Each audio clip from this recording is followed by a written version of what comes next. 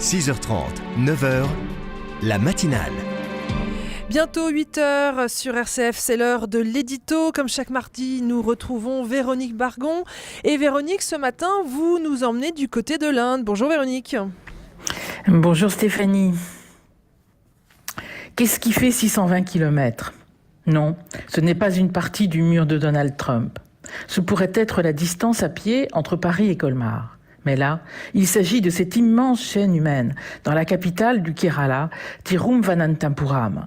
Le 1er janvier, ces femmes protestaient le poing en avant, en sari, en jean ou même en foulard islamique.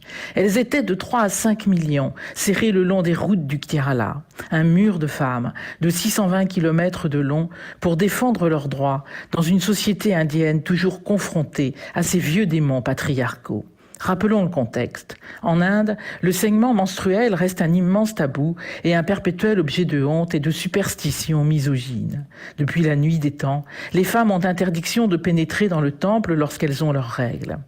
Pour être certain qu'aucune femme impure n'entrerait malgré tout, l'accès de toutes les femmes âgées de 10 à 50 ans est interdit par les autorités religieuses du temple Sabarimala où des millions d'hommes se rendent pourtant, eux, chaque année en pèlerinage. En septembre dernier, au nom de l'égalité homme-femme, après une bataille juridique de plus de 20 ans, la Cour suprême déclare cette interdiction illégale.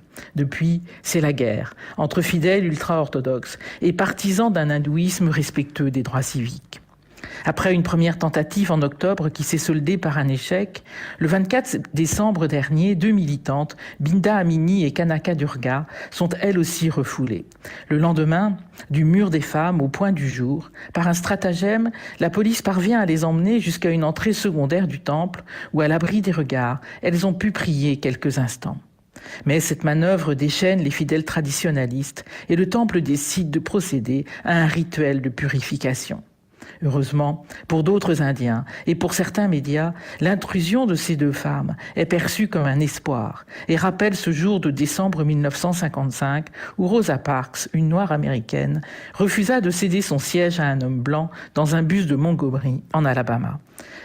Le jeune pasteur Martin Luther King, alors âgé de 26 ans, lance une campagne de protestation non violente et un boycott contre la compagnie de bus. Il durera 381 jours. Finalement, le 13 novembre 1956, la Cour suprême casse les lois ségrégationnistes dans les bus en les déclarant anticonstitutionnelles.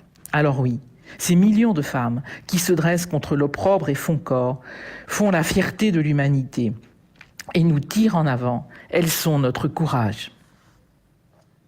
Merci beaucoup Véronique Bargon. On retrouve votre édito sur rcf.fr.